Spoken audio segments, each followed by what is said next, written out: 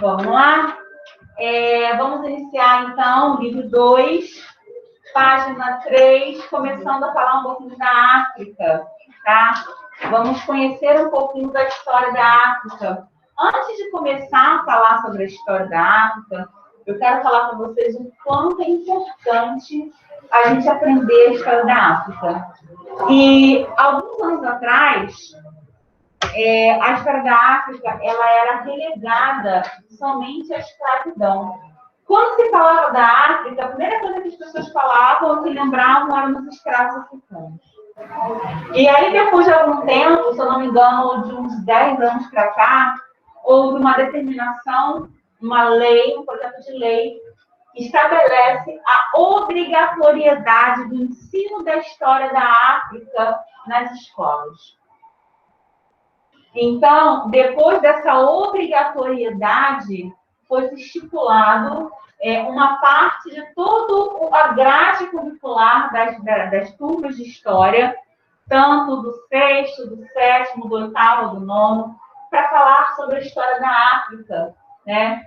E para mostrar para as pessoas que o continente africano não se resume apenas à escravidão. Nós temos um continente extremamente rico e importante, culturalmente falando. Só para a gente ter uma ideia, a África é o berço da civilização humana. Né? Todos os primeiros grupos humanos surgiram na África e foram migrando para outros continentes com o passar do tempo. Então, é um tanto quanto preconceituoso você rotular a África por um momento, que foi um momento em que grande parte dos povos africanos, o momento mais triste da história da África, né, onde esses povos foram escravizados. E é importante ressaltar a importância cultural do continente africano em todos os aspectos. E eles não foram bem escravizados. Tipo, outros reis guerreavam e pegavam os soldados do povo do outro reino e vendiam para Portugal. Na verdade, a escravidão africana, né, começou por disputas territoriais, né? 2 reinos disputavam e aí o perdedor acabava sendo feito de escravo e era vendido para outras partes de outros continentes, para Portugal e para outros países europeus também. Né? Mas o que a gente vai começar a falar agora é da África, da história da África, da história dos reinos africanos. E a gente vai começar a entender a importância dessa África que muita gente não conhece, desse continente que é rico em culturas, porque a África ela é um continente com vários países importantíssimos culturalmente falando. Bom, vamos começar na página 3, falando sobre a diversidade.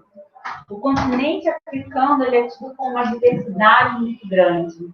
Nós temos diferentes culturas, nós temos diferentes povos, nós temos diferentes religiões, e nós temos o deserto do Saara, que é um ícone importante do continente africano. E os primeiros povos que nós vamos estudar são chamados povos da África subsaariana, que são os povos que ficam próximos, que se estabeleceram próximo ao deserto do Saara, por conta das rotas comerciais que eram feitas. Esses povos da África subsaariana eram conhecidos como povos do Sahel, eram conhecidos como sociedades sahelianas, porque ficavam próximos à área do Sahel, que era essa área próxima ao deserto do Saara. E o deserto do Saara, a gente pode pensar no deserto, não tem nada. Nós tínhamos várias caravanas e vários grupos que viviam fazendo rotas comerciais no deserto do Saara. E aí existiam 2 tipos de rotas. As rotas transsahelianas, que vinham do deserto do Saara até a região do Sahel, e as rotas transsaarianas, que saíam do Sahel até o deserto do Saara. Então, essas eram as 2 principais rotas comerciais. As rotas transsaarianas e as rotas transsahelianas. E quais eram esses principais povos que viviam nessas região do Sahel. Na página 5, nós temos aí falando a respeito dos povos da África subsaariana. Mas a gente vai começar já lá na página 6 falando desses povos. Dê uma olhada no mapa antes de a gente começar a falar desses povos. Nós temos aí os principais reinos e impérios africanos. Só que antes de a gente ver esses reinos, a gente vai ver o deserto do Saara. Gente, tudo isso aí, nessa areiazinha mais escura no continente africano, é o deserto do Saara. E nós temos vários reinos que ficam próximos ao deserto do Saara e alguns que ficam bem colados. Então, nós temos aí, ó, nós temos parte do Egito, parte do reino de Meroé, parte do reino de Kenigorum, nós temos parte do reino de Songhai, reino de Gana, Mali, nós temos vários reinos próximos, os reinos iorubais, que são próximos ao deserto do Saara, tá? E esses pontinhos de marrom mais escuro são os principais reinos e impérios africanos que nós vamos ver somente alguns. Fala. O que é isso aí? Assim, tem o reino e o deserto claro. O mais claro. O mais claro é o restante do continente africano. O que acontece? Essa parte toda em amarela é o continente africano. Essas partes em marrom bem escuro são os reinos que se estabeleceram no continente africano. Essa parte em areiazinha é o deserto do Saara. Tá? Mais tarde, esses reinos foram se expandindo e formando os países que nós conhecemos hoje. Tá? Mas, inicialmente, eles eram reinos e foram se expandindo com o tempo. Tá? Bom, primeiro reino, e um dos mais importantes dessa área, é o reino de Gana.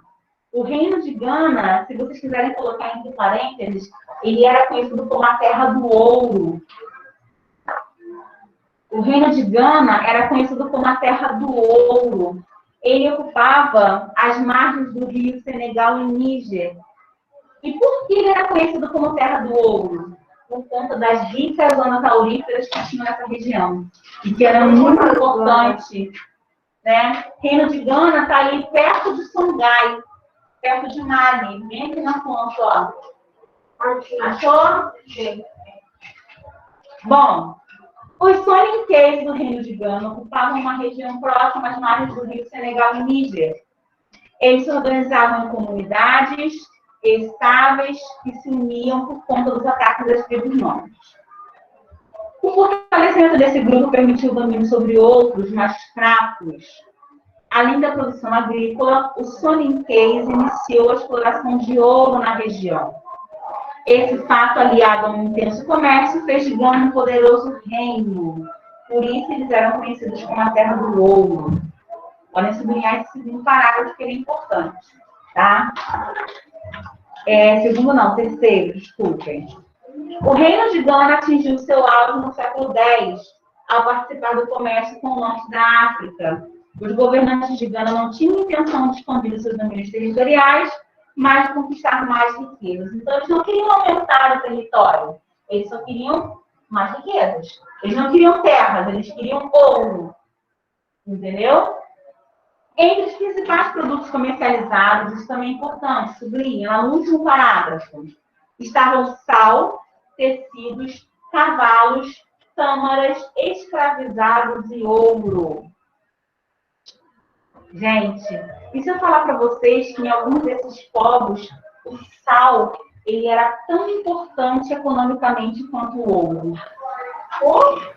Sim. Existiam algumas regiões que o sal tinha um peso econômico muito maior do que o do ouro.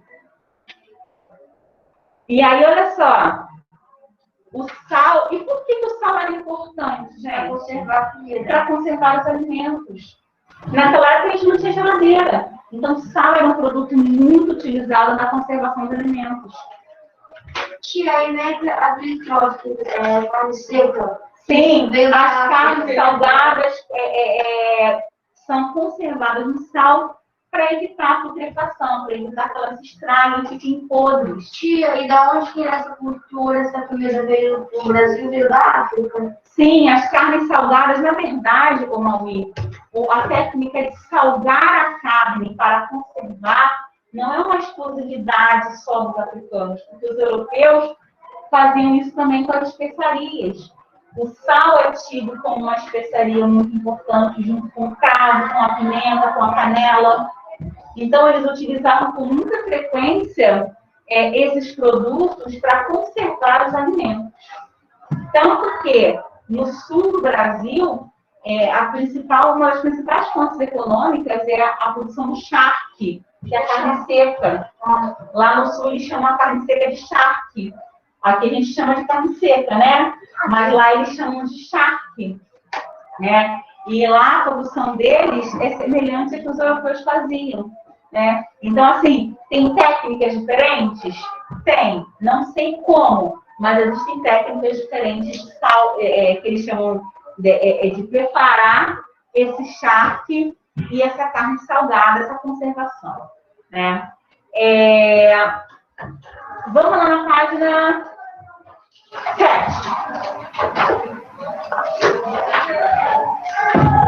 A capital do Rio de Gana era Kunming, considerado um importante centro comercial da África. Vamos ver as rotas comerciais que eu falei para vocês. Então, a gente tinha rotas comerciais. A rota transsaariana e a rota transsaariana. Ó, a partir do século VII, os árabes islâmicos que vinham da Península Arábica passaram para outros territórios. Chegaram ao norte da África, sendo o Egito o principal local conquistado e convertido ao Islã. Vale lembrar que o islamismo, ele aumenta, ele se expande com as rotas comerciais. A maior parte dos mercadores árabes se convertem ao islamismo. E isso acaba ajudando a difundir o islamismo em outras regiões. Por quê? Quando esses mercadores eles iam para outras regiões, fazer comércio, vender mercadorias, comprar mercadorias, eles acabavam levando o islamismo junto. E muitas das vezes, a conversão do islamismo acabava sendo feita por esses mercadores árabes.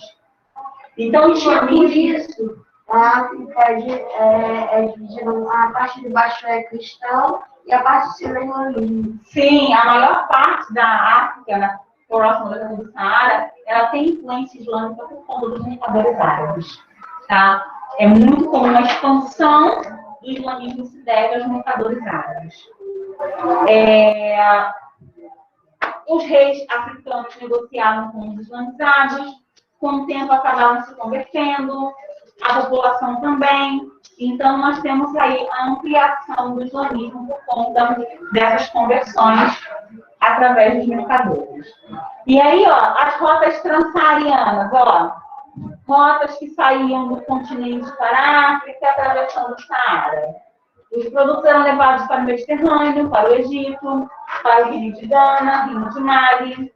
As caravanas eram formadas por mercadores árabes, berebes, nômades, os dromedários. Alguém sabe o que é um dromedário? Eu já vi várias vezes. O que é um dromedário? Eu já me falo, só que eu esqueci o que é. Oi? Eu esqueci o que é. Alguém sabe o que é um camelo? Eu sei. Camelo que eu gosto de falar muito tempo sem beber água. Na verdade, Maui, o dromedário é um camelo só que com uma corcova. O camelo não tem duas corcovas? Não tem? O dromedário ele só tem uma. E por que é muito comum eles utilizarem o camelo dromedário nessas viagens pelo deserto? Ele aguenta muito tempo sem beber água. Ele aguenta muito tempo sem beber água e ele era um animal muito resistente. Então, os dois principais animais que eram utilizados nessas rotas comerciais, o camelo dromedário e o burro também. Por que o burro e não o cavalo, gente? Porque o burro é mais resistente. O burro é mais resistente. O burro, ele é mais resistente ao peso e às condições climáticas, assim como o camelo do dromedário. O cavalo, mesmo ele tendo um porte maior do que o burro, ele é menos resistente a peso. Por isso que muita gente fala assim, o fulano é um burro de carga. Pô, você está saindo de burro de carga, né? Que as pessoas geralmente falam da pessoa que acaba acumulando muitas tarefas. Porque o burro, ele é um animal muito mais resistente a peso do que o próprio cavalo, mesmo sendo mais forte. É engraçado, mas é da natureza dele. Na guerra de independência, os tempos quadros, o cavalo, na verdade, era tudo burro. Sim, era tudo burriquinho. Eles aguentavam as viagens mais longas do que os cavalos. Os cavalos acabavam ralhando antes. Bom, página 8. Vamos ao reino de Mali. O reino de Mali foi fundado em 1235 por um guerreiro chamado Sundiata Keita, que se tornou o primeiro rei dessa população. Os malineses eram governados pelos mansas. Mansa era como se fosse rei. Que nem no Egito, na Faraó, no reino de Mali, era o Mansa. Entre os quais, o mais famoso foi o Mansa Musa, que se converteu ao islamismo e adotou a religião de maneira fervorosa. E, além disso, o Mansa Musa estabeleceu laços comerciais com o Egito. Então, ele estreitou os laços comerciais com o Egito. Eles tinham Que estreitou oriental ou seja, ele se aproximou mais do Egito para fazer trocas comerciais, entendeu? Quando eu falo que ele estreitou os laços com o Egito, significa que ele se aproximou mais do faraó e eles mantiveram relações amistosas, economicamente falando, tá? Ó, em seu governo, ele teve seus territórios escondidos em virtude do processo de islamização.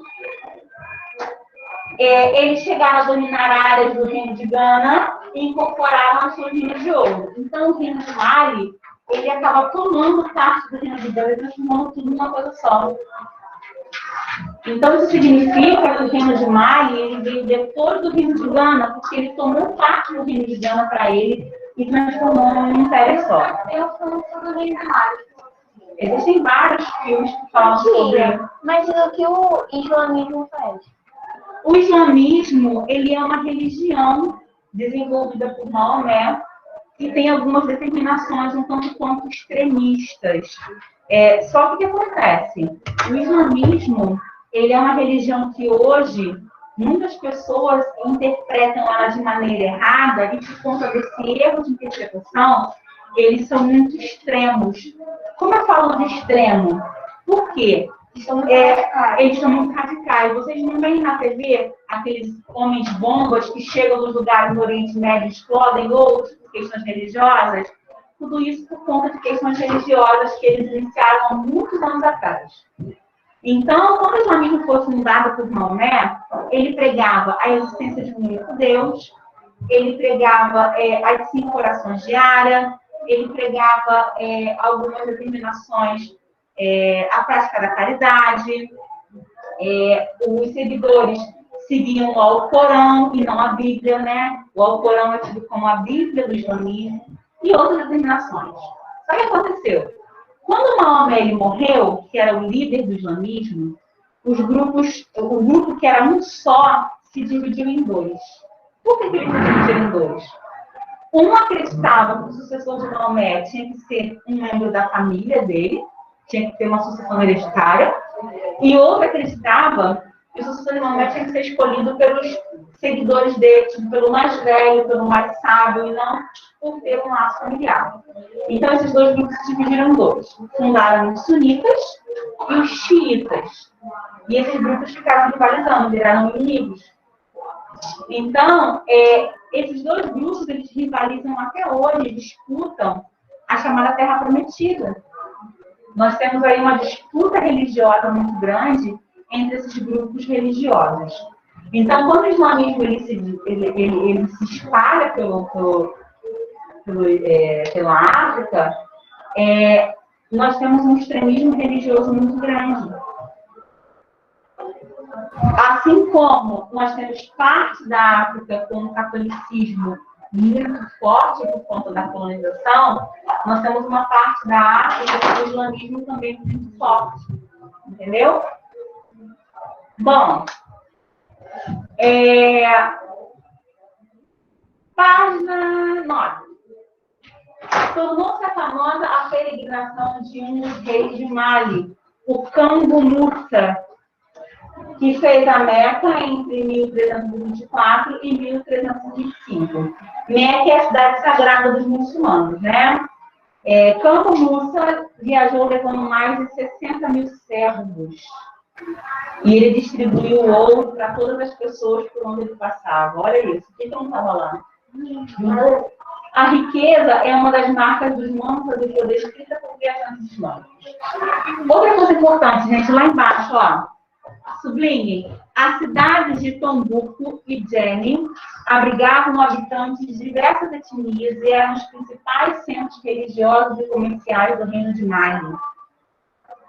Nelas havia mesquitas, bibliotecas e escolas para o estudo do islamismo, e no decorrer do tempo tornaram-se atrativas para médicos e sábios do mundo muçulmano. Nós temos muitas tecnologias que foram desenvolvidas pelos árabes. Exemplo, o álcool foi desenvolvido pelos árabes, o esmalte, a água de rosas, alguns tipos de remédios.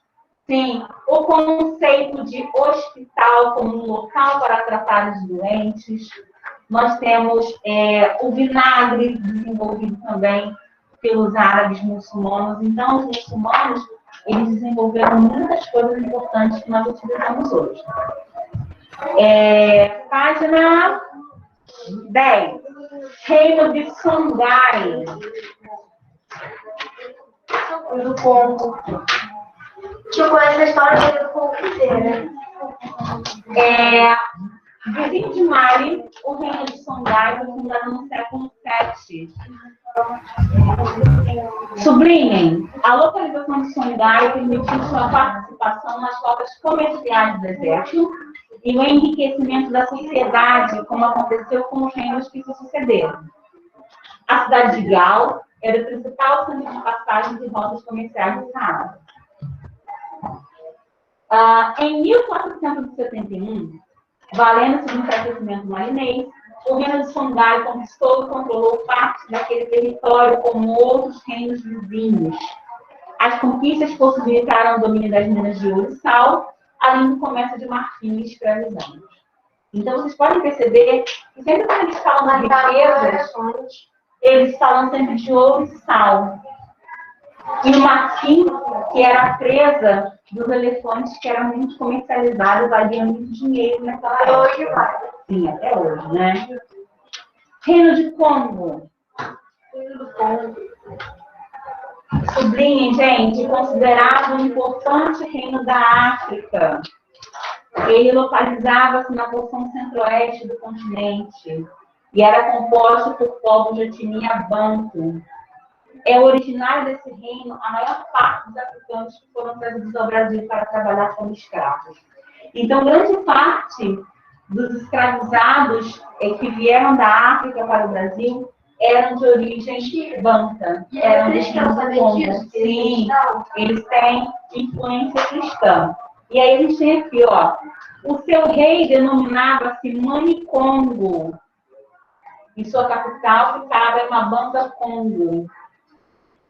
Diferente de outros povos, sublinhem isso, que se converteram ao islamismo, o Manicongo converteu-se ao catolicismo em virtude do contato que tiveram com os portugueses.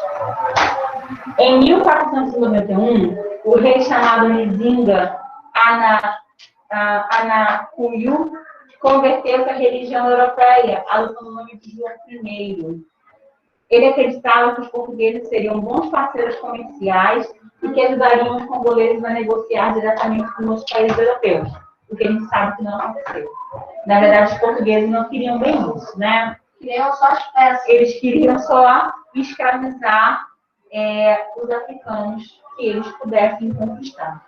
Né? Infelizmente, os portugueses eles se fizeram de amigos para dar o bote, né? É exatamente isso. Eu tenho toda vontade de dar um soco na cara, então.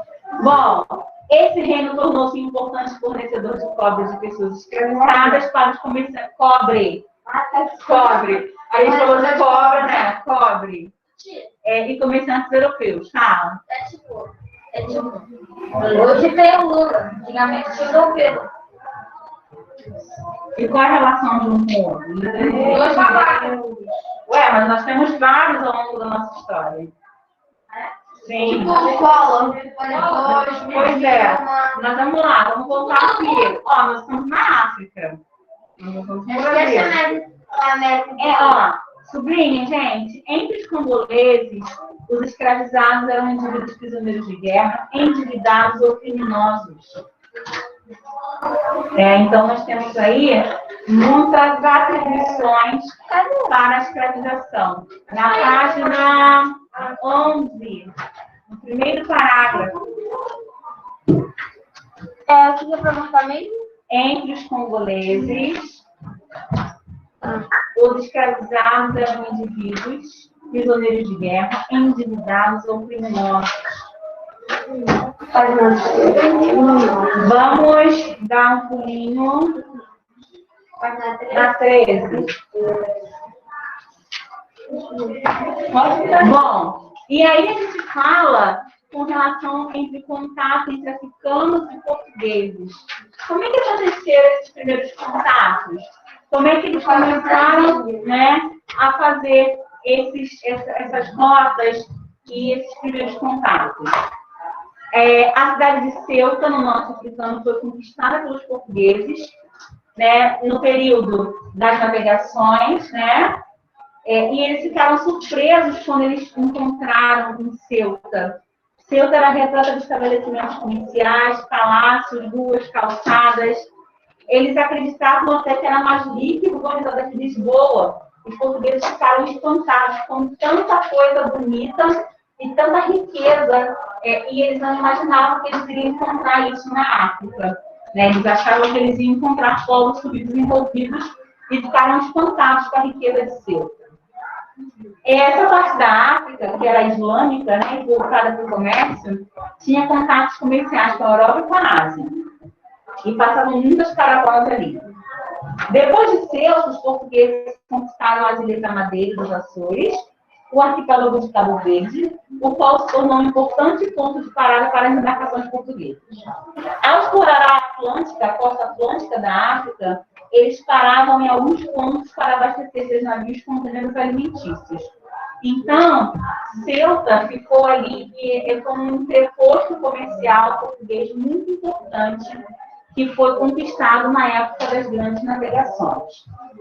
E ali eles ergueram feitorias, na página 14 fala a respeito dessas feitorias, que eram entrepostos, sublinhem, gente, feitorias eram entrepostos comerciais, geralmente construídos com pedras. Página 14. Primeiro parágrafo aí, ó. As feitorias, a última linha do primeiro parágrafo. Não, a primeira linha lá no final. As feitorias, acharam? Eram entrepostos comerciais, geralmente construídos com pedras, nos quais os portugueses descansavam das viagens e realizavam comércio. Ali também era um local de novos conhecimentos. Eles elaboravam mapas, registravam hábitos e costumes dos povos locais, escreviam cartas para enviar para Portugal.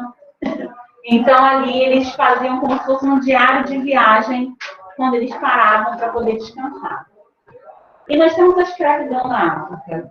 A gente já conversou e que muitos reinos acabaram sendo escravizados pelos portugueses e pelos próprios europeus, né? E esses escravos eles foram enviados tanto para colônias como para o continente americano, como para outros países europeus. Né? Tia, sabia que os escravos estão mais presos que soltos? Sim, nós temos prisioneiros de guerra, nós temos pessoas que eram capturadas na África, nós temos prisioneiros por dívidas, todos eles que foram levados pelos portugueses para serem vendidos na Europa. Tá? E aqui tem, ó, gente, no primeiro... Alguns povos africanos conheciam o sistema da escravidão, especialmente na região costeira da África Ocidental e na África Centro-Ocidental. Nesses locais, as sociedades que não eram governadas por reis a escravidão era praticada em pequena escala. Era comum que escravizados passassem a fazer parte dos grupos que abriam o artesanato.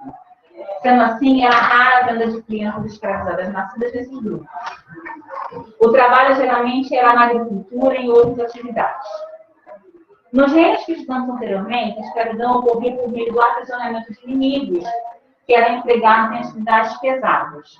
O grande número de escravizados nas forças era uma forma de os reis mostrarem seu poder e sua riqueza. No norte do continente, com o avanço do Islã, foi desenvolvido um outro tipo de escravidão. Os islâmicos acreditavam que todos os povos que não seguissem sua religião poderiam ser escravizados, ou seja, conforme essa crença, a maioria da população africana. Ainda que os árabes islamizados também tenham capturado indivíduos na Europa, o número de escravos vindos da África subsaariana era muito maior. Eles eram empregados no governo no serviço militar, além de atuar em atividades relacionadas ao comércio. Apesar da escravidão ser praticada de diferentes maneiras em diferentes regiões, ela ganhou uma nova dimensão quando os portugueses deslocaram um número cada vez maior de pessoas para serem escravos. Gente, nós temos um mapa aí que mostra a África Atlântica, né, onde saíam os grandes contingentes populacionais escravizados. Então, nós temos aí, na Alta Guiné, na Baixa Guiné e na Angola, a maior parte dos locais de saída de africanos escravizados. Oi? Eu estava vendo um vídeo, o cara dele falando que 15 pessoas, 15 coisas mais bonitas que você não anda com dinheiro. Aí a escravidão está. Sim, a escravidão é um dos grandes males da humanidade, independente do tipo de escravidão, né? Todo tipo de escravidão é muito ruim. Na página 16, nós vamos falar sobre os contatos entre africanos da costa índica e os portugueses.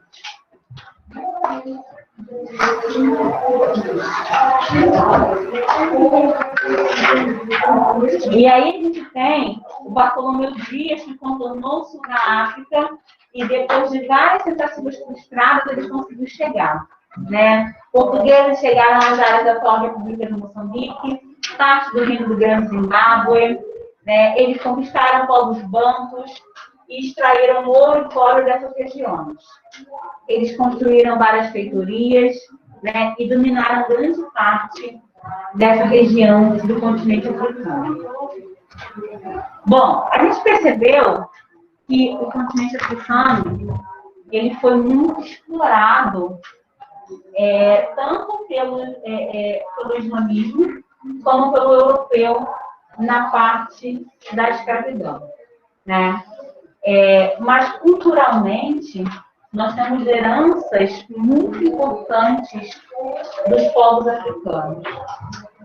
Nós temos contribuições na maneira de falar, nós temos contribuições na maneira de comer, nós temos contribuições religiosas. Tem muita fruta que a gente come que é da África. Tem muita fruta que nós comemos que são de origem africana, alguns costumes que nós temos que são de origem africana, alguns ritos religiosos que são de origem africana, roupas, algumas palavras que são de origem africana. Então, nós temos uma contribuição muito grande da África na formação da cultura do povo brasileiro, e a gente tem que reconhecer isso, tá? Tudo bem até aqui, gente? Alguém tem alguma dúvida, alguma pergunta?